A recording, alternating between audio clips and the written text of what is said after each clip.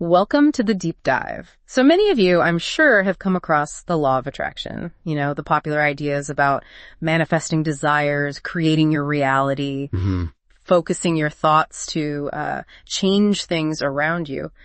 But what if there's something older, deeper, a really spiritual take on attraction that, well, shifts the whole focus? Absolutely. We've been looking at some really fascinating source material from Sheikh Nurjan Miramati. He offers this incredible Sufi perspective, and it really challenges those common ideas about the law of attraction. How so? Well, he talks about this immense power of inner transformation. It's not just about attracting stuff, but attracting, spiritual realities. It's way beyond wishing for a parking spot. Right. It's really about aligning your whole being, your entire self, with the divine. Okay, so that's our mission today then. Let's try and unpack Sheikh Nurjan Miramati's teachings on this. Pull out those key insights, those aha moments. Find that fresh perspective. Exactly. See how the Sufi wisdom reframes this concept that so many people know, but maybe differently. Offering a path, not to quick material stuff, but towards real spiritual closeness. Inner peace even. Sounds good. Where should we start? Okay, so let's first touch on that popular idea. The law of attraction, especially in, say, New Age circles. It often comes back to manifesting, right? Very much so. Like, The Secret really pushed this idea, focus hard on what you want, a car, money, whatever, and you can kind of pull it into your life. It's very focused on the external world. It is. And what's really striking is how Sheikh Nurjan Miramati points out that these teachings, well, they seem empowering on the surface, but he says they actually misuse a really profound spiritual principle. Misuse how? They apply it for purely material things, for worldly desires. He explains that the actual purpose, the true purpose of spiritual power, isn't about getting more stuff. It's about aligning yourself with Allah Almighty's divine pleasure. Ah, okay. That's a fundamental shift in the goal itself. Completely. The objective is different. So if the usual approach is using spirit for stuff, what's the downside? What happens if you just chase those external things from this Sufi viewpoint? Well, Sheikh Nurjan Miramati explains that these worldly things, they might seem nice, but they're fleeting, they don't last, and worse, they can be incredibly distracting. Distracting from what? From your real spiritual journey. He uses this analogy like a Pied Piper.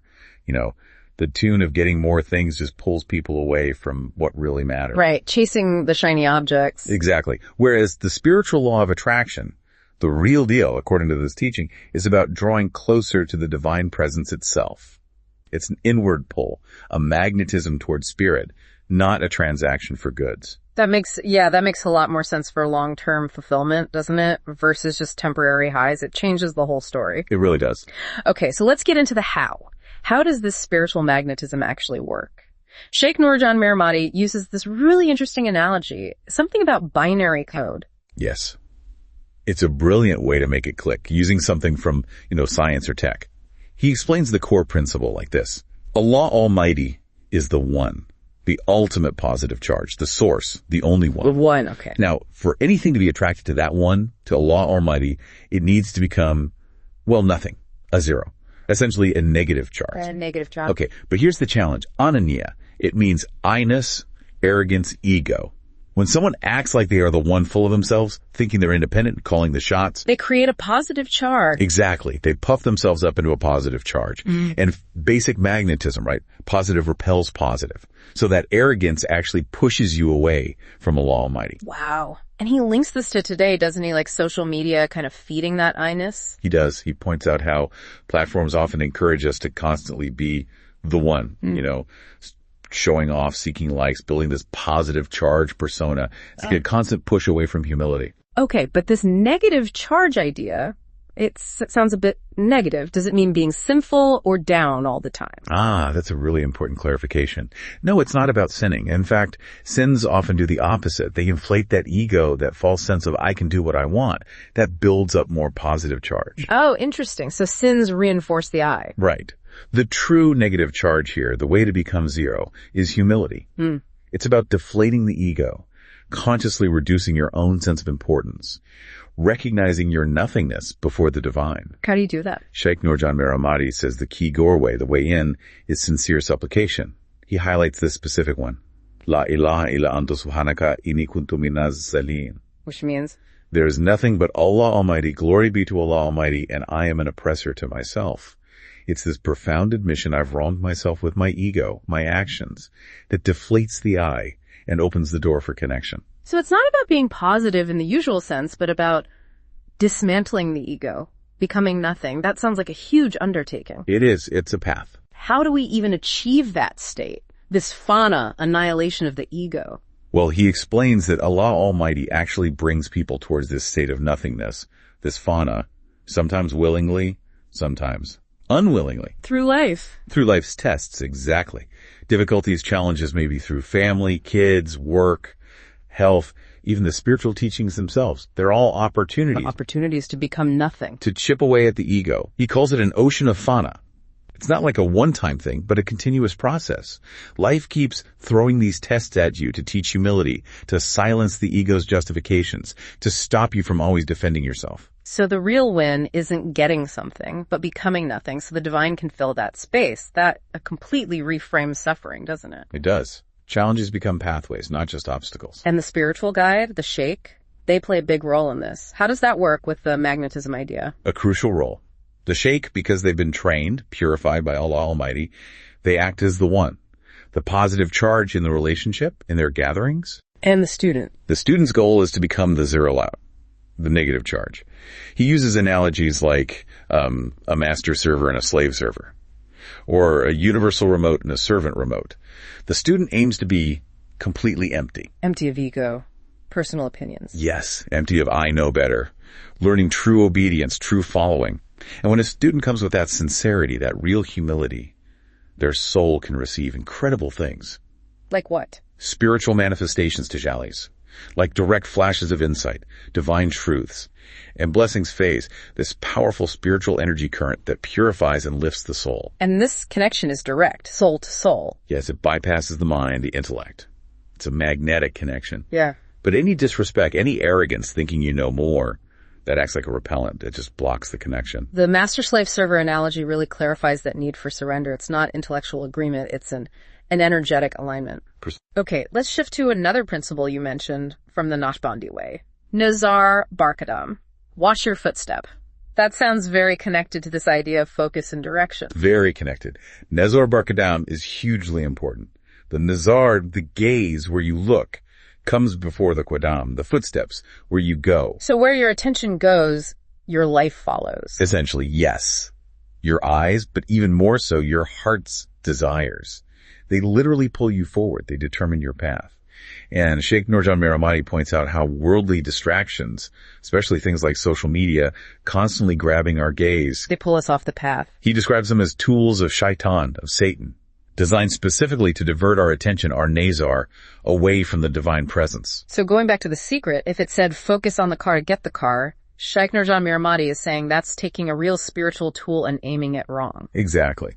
He's quite clear that the book took this powerful principle, what you focus on, you draw to you, and misapplied it. For parking spots, for wealth. What was its real purpose then? He explains its true intent was always for the hereafter, the akhirah, for spiritual growth, for connecting with the divine. That's the real prize. And how does Nazar Barkadam apply correctly then? The true meaning is about controlling the gaze of the heart, focusing it intensely on the path shown by Prophet Muhammad, peace and blessing be upon him, and following the certified guides, the Muqaddam, who lived that path. So it's not just physically looking down. No, it's about the heart's focus. Keeping your inner attention fixed on the spiritual goal, staying vigilant against distractions. A constant internal commitment. That's a much deeper understanding. It's about where your soul is headed, not just what you acquire. Which brings us nicely to Safar Darwatan, journey homeward or inward journey. Mm-hmm. This sounds vital for that inner transformation we were talking about, especially when the world pulls us outward so much. It's fundamental. Safar Darwatan means returning to your spiritual home, recognizing you're a spiritual being, originally from paradise, and your true home is with the divine. So the journey is inward. Entirely inward. The focus shifts completely. Instead of trying to fix the world or other people, you focus on fixing yourself. Your own inner struggles, jealousy, anger, ego. Your inner demons, basically. Exactly. He calls it the inner Hajj, the pilgrimage to your own heart. And the heart, he says, is the house of Allah Almighty, Qalb al-Mu'min Baitullah. The house of God is within the believer. Wow. And this inner pilgrimage, it's free, accessible anytime, anywhere. So let me see if I get this. If I'm stuck in traffic getting angry, instead of blaming the traffic, this teaching says, look inside, look at my impatience, my anger. That's precisely it. Examine the inner state, not just the outer trigger. And what's the outcome of doing that work? Cleaning that inner house. By cleaning, washing, purifying that inner self, you resolve the inner conflicts. The amazing part is, Sheikh Nurjan Miramati teaches that when you do that, Allah Almighty takes care of the external issues. Really? Fix the inside and the outside sorts itself out? That's the principle. You run towards Allah Almighty, towards the love of Prophet Muhammad, peace and blessing be upon him, and divine solutions start appearing for the external challenges. As he says, if you're busy fixing your own character, Allah Almighty handles the rest. Okay, so we've really journeyed through this law of attraction idea, but from this completely different Sufi angle, thanks to Sheikh Nurjan Miramati's teachings. And it seems clear the spiritual version isn't about, manifesting stuff. It's this deep path of humility, letting go of the ego. Self-annihilation, becoming nothing. Right. And through that, finding this incredibly sincere, magnetic connection to the divine. It's really a powerful invitation, isn't it? To shift our whole focus away from wanting things outside towards purifying what's inside. Yeah. By embracing that nothingness, aligning our hearts with the one, as he puts it, we open up to huge blessings, this unbreakable connection with the divine flowing through the light of Prophet Muhammad, peace and blessing be upon him, and through the guides who follow his way. It promises something much more lasting than material comfort. True spiritual fulfillment. It's not just abstract theory. It feels like a really practical, life-changing approach. It promises real peace, real liberation. So maybe think about this.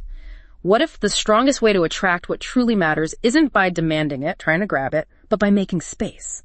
By emptying yourself to receive it,